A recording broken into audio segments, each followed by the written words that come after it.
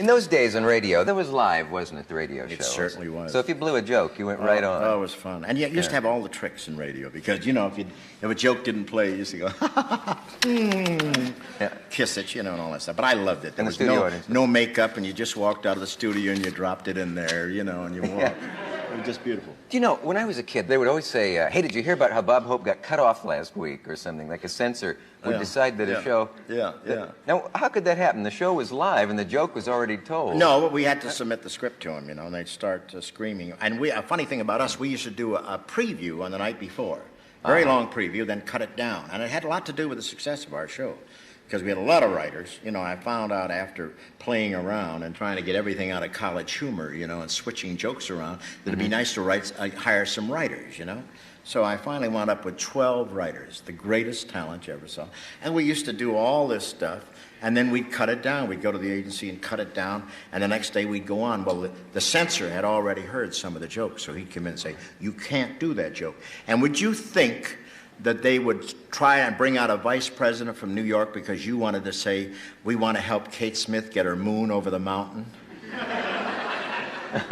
You know, you can say that in church today. That's right. You know, but that's one of the lines that we really went to the mat with, you know. We were trying to do things that would get attention, and we'd all stand down the end of the hallway, you know, and the censor would come down. And 12 guys say, oh, here comes old Dirty Mind. Can you imagine walking into the mouth of 12 writers? And we find that the censor finally asked to be transferred to San Francisco. And I doubt if there's any one of those jokes that you couldn't easily do now. And nothing. We'd never do. You know, because in those days the standards were different. Yeah. You would never think of saying jerk on the air. 25 jerk was dirty. That was considered vulgar. Never say that, you know. And all at once somebody slipped it in. Hey, jerk, saw that, and you were on the way. Now it's a straight line. Used to be a 4-letter word. Yeah, right. It's amazing. On Tuesday, February 27, 1944, the Bob Hope Show took to the air with a special broadcast for the Coast Guard. The guest was Carole Landis. The Bob Hope Show, a special rebroadcast for the American Armed Forces and their allies, with Jerry Colona, Vera Vague, Frances Langford, Stan Kenton's orchestra, and Bob Hope.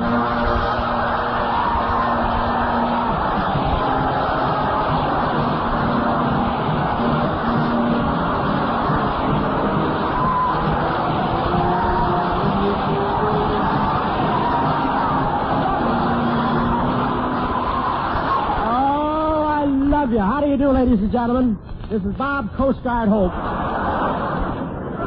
Yes, sir. Tonight we're broadcasting for the Coast Guard. These are the boys who guard the coast, and they really guard it.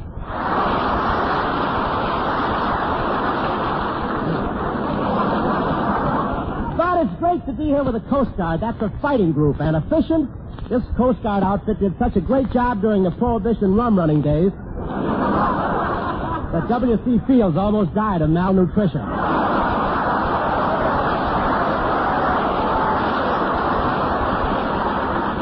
And anything in the ocean not signed up with the Allies hasn't a chance with the Coast Guard. Every morning, whales come in to report their positions. Coast Guardsmen are always with the invasion forces. In fact, by the time the Marines get a situation well in hand, the Coast Guard is charging tourists 10 cents a piece to sail by and look at it.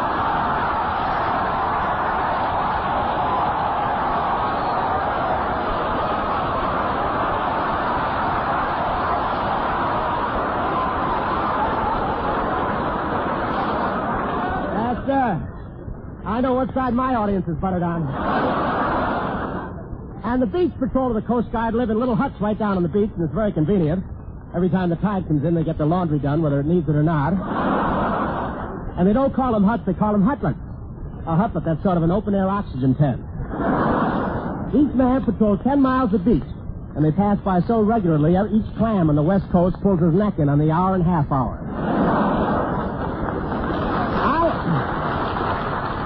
And I don't know if those guys down there on the beaches get lonesome or not, but one fellow spent 3 nights in a row trying to date his own echo.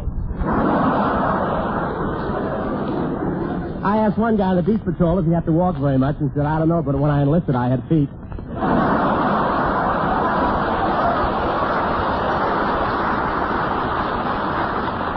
And the men on the beach patrol do a lot of rescue work, too. One sentry heard a girl yell, help, help, and he ran over, but before he got there, the guy drove away. I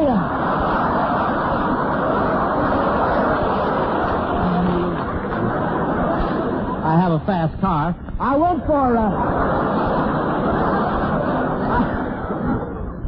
went for a ride today in a Coast Guard cutter, and it was a trifle rough. A trifle rough, that's a nautical expression meaning very invigorating, and don't crowd, I was at the rail first.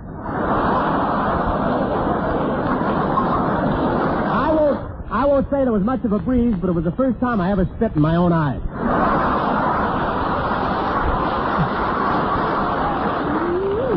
And they let me shoot one of their 5-inch guns. I don't want to brag and say I hit anything, but you know the City Hall here at Long Beach? Well, it looks just as nice as San Pedro. But there's one...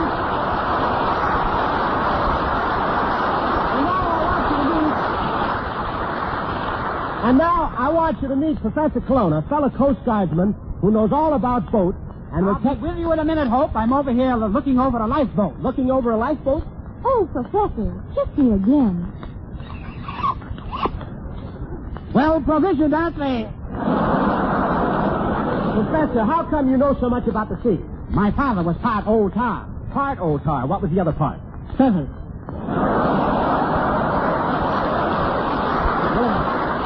Have you ever had any narrow escapes with old man Neptune? Oh, no. In fact, I've never even been out with his daughter.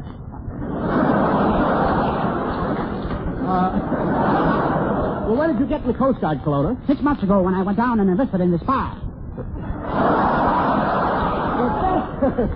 The spies are all women. If you're in the spies, you're the only man in a group of 8,000 women. Ah, yes. Happy little minority, ain't I? Well, tell me, as a seaman, have you ever been on a yawl? Beg pardon? Yawl. Oh, softener, eh? Yeah. No, but I know a lot about yachts. Well, what was your most exciting experience as a yachtsman, Professor? I once had a schooner capsize on me. Your schooner capsized on you. What'd you do? Wiped off the bar and ordered another.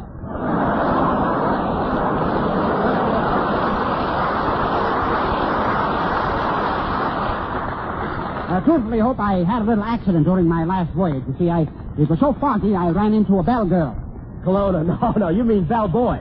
No, bell girl. Manpower shortage. Well, was it a bad accident, Colona? Yes, Hope, the ship started to sink.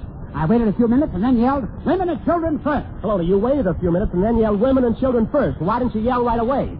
Busy putting on my diaper. And here goes Stan Kenton, my hot counselor.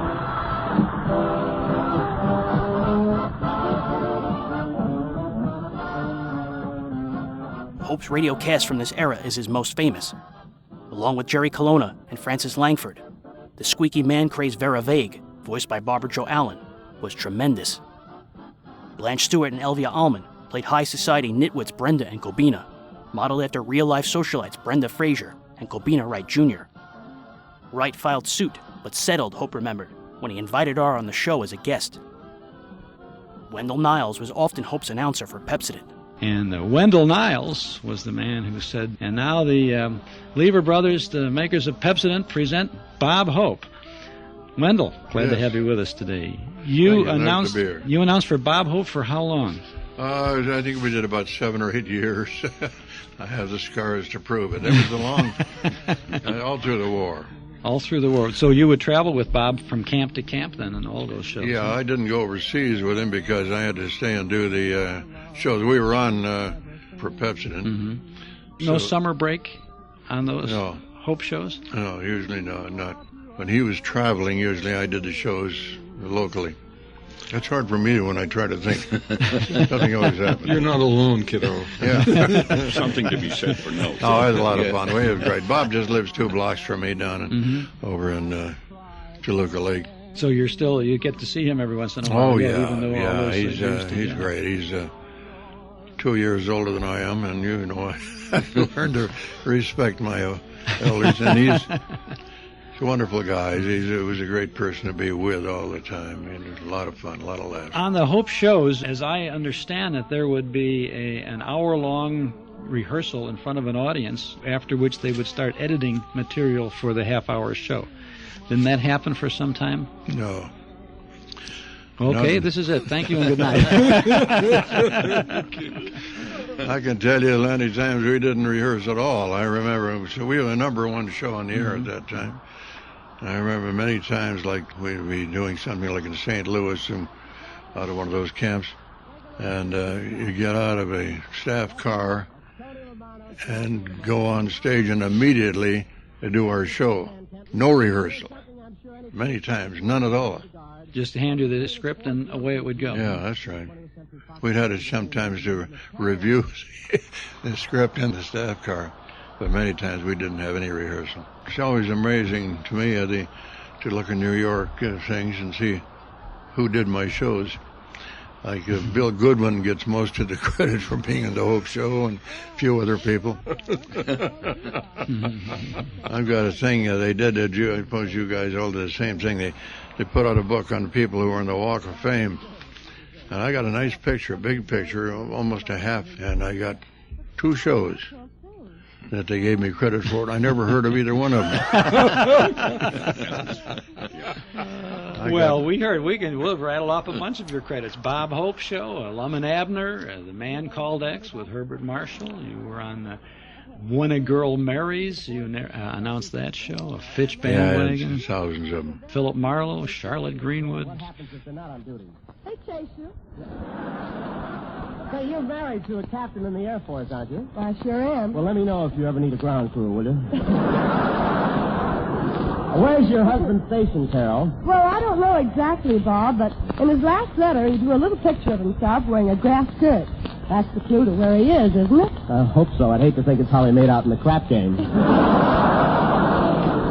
How are they treating you over at 20th Century? Oh, fine, but I'd like a contract with Paramount, too. Do you have any influence there? Read it slow. Do I have any influence at Paramount?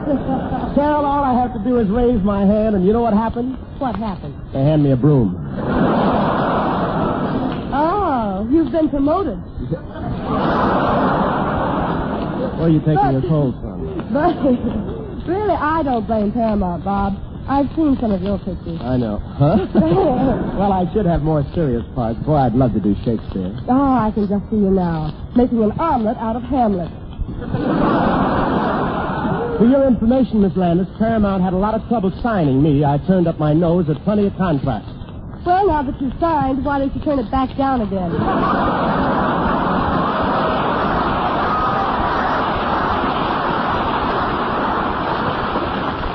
Well, it comes in handy for picking up cigar butts on the beach, anyway. Say, Carol, you live right at the beach, don't you? Uh-huh. I have a house in Santa Monica. I spent all last summer on the beach. You did? Well, didn't you see me there? I saw you once, Bob, but I didn't want to speak to you. You were too busy selling your hot dogs. Carol, did you ever run into one of those Coast Guardsmen patrolling the beach? Why, yes. Just the other morning, I was going in for a swim, and I saw one pacing up and down in the sand, and... Yeah. Gee, all this walking. Sure is hard on my feet. Already wore out 3 pair of bunions. Hello? Oh, hello, tall, dark, and lacking. Wait a minute. You a saboteur? Oh, that's silly. How could I be a saboteur? A saboteur undermines morale and distracts people's minds from their work. You're a saboteur. Say, what are your duties here on the beach patrol? I don't know. I never stopped walking long enough to find out.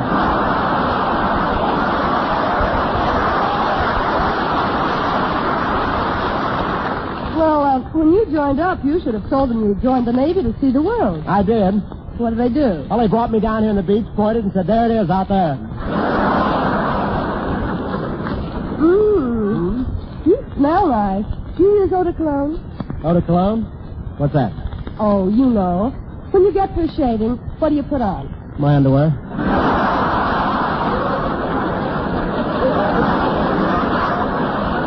the matter? You don't wear any?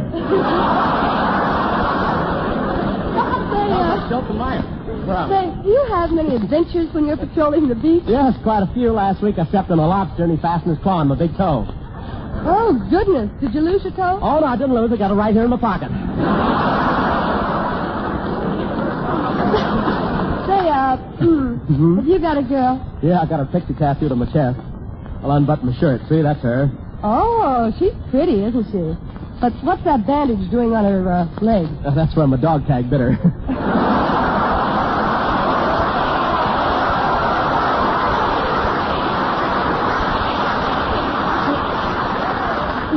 Kind of cute, ain't she? She's very cute, but did she always have those big pouches under her eyes? No, those are my camphor bags. So how about meeting you tonight?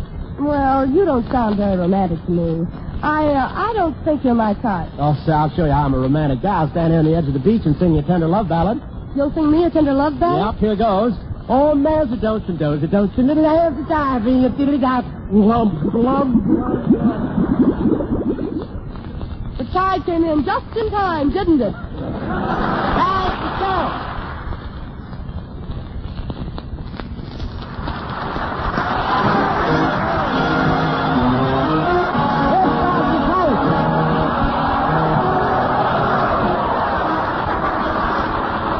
You going to sing this to your brother in the Coast Guard, Francis? Absolutely. I know you are. When I go for a walk, and I meet old friends in you, we sit around and talk. Then they ask about you. What's the good if they say that you and I are through? I tell them you're okay. When they ask about you, they wonder where we've been.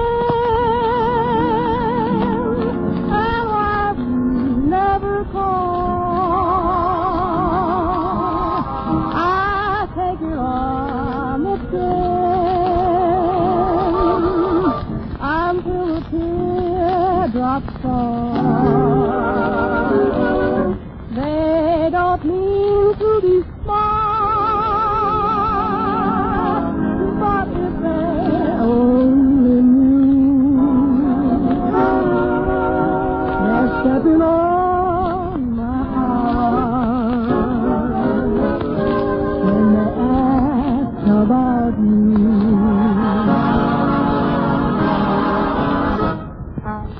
They wonder where we've been and why we never call. I take it on again until the teardrops fall. They don't mean to be smart, but if they only knew, they're stepping on my heart when they ask about you.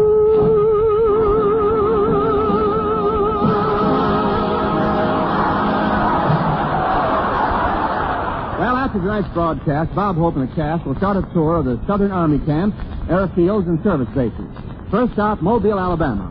On hearing this, the governor of California says to the governor of Alabama, We can't lose Bob Hope. You can't lose Bob Hope? No, so you take him. Maybe you can lose him.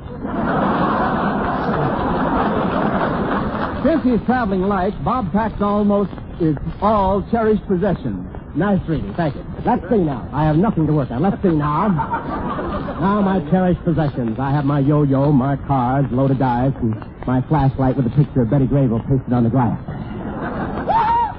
Oh, Miss Vera Vague.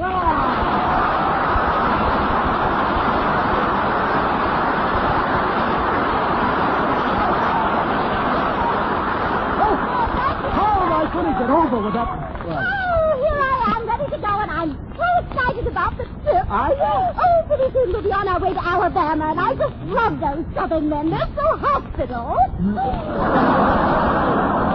Miss Vague, you mean hospitable. Not when I get through with them. Oh, dear, I can't wait till this trip starts. You know, Mr. Hope, I'm quite footloose. Yes, and the rest of you can stand tightening up, too. Well, you're feeling your oats tonight, aren't you? hose that reach the bottom of any feed bag.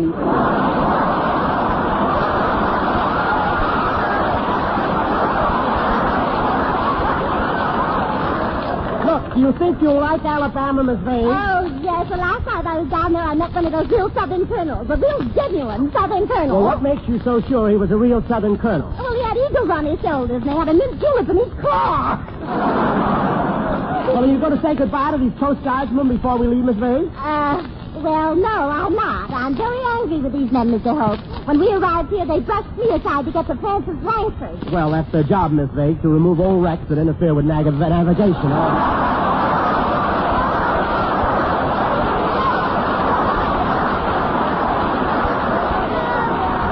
I should get rid of an old delivery that's interfering with my career.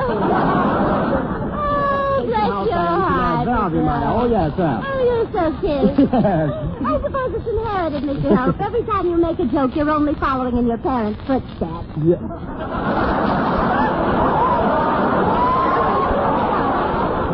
Tell me, are all the arrangements made for our transportation, Mr. Hope? Yes, Professor Colona's down at the railroad station seeing about the ticket.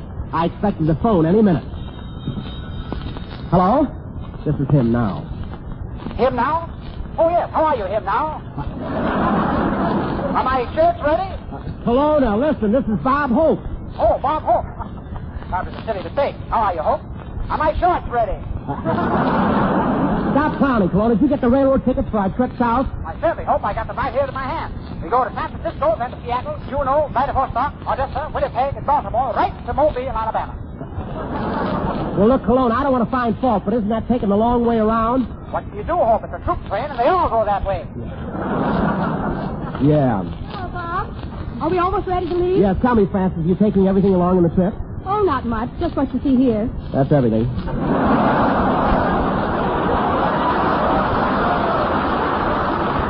And I'm underplaying it, too. Who's paying the expenses, Bob? Oh, I'm paying the train expenses, and we'll have the same accommodations as on our last trip. Oh, gosh, and I was hoping this time we'd get to ride inside the train. Frances, dear, pardon me, but I hope you won't be offended if I'm a bigger hit than you are in the South. Oh, of course not. You should be right at home in the tobacco country, Miss Vague. An old plug like you. Oh, you lovable girl, you. But you're not really responsible for what you say, dear. I knew the water on your brain had never mixed with all that peroxide.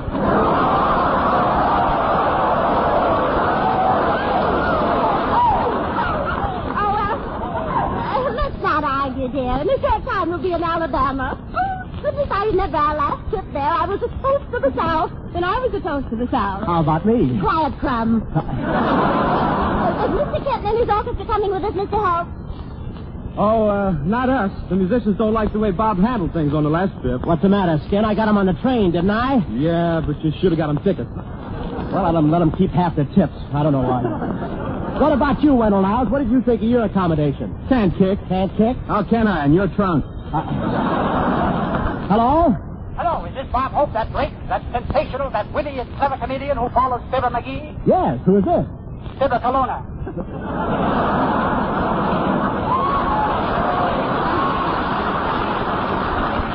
Say, Hope, remember that $500 you gave me for train tickets? I'm worried about it. Why are you worried about the $500, Colona? Force my point. Professor, you should have had our whole trip arranged an hour ago. What's delaying you? Well, it's hard to get transportation these days, Hope. Nonsense, Colona. There's no shortage of transportation. You're at the railroad station now, aren't you? Yes. Well, just go up to the ticket window and say, give me 20 tickets to Mobile, Alabama, please. Okay, Hope. Give me 20 tickets for Mobile, Alabama, please. You want 20 tickets to Alabama. 20 tickets. Oh.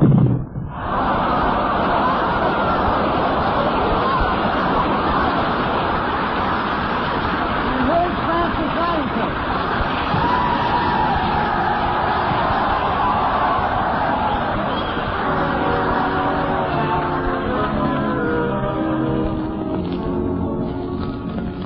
Will I ever find the boy on my mind?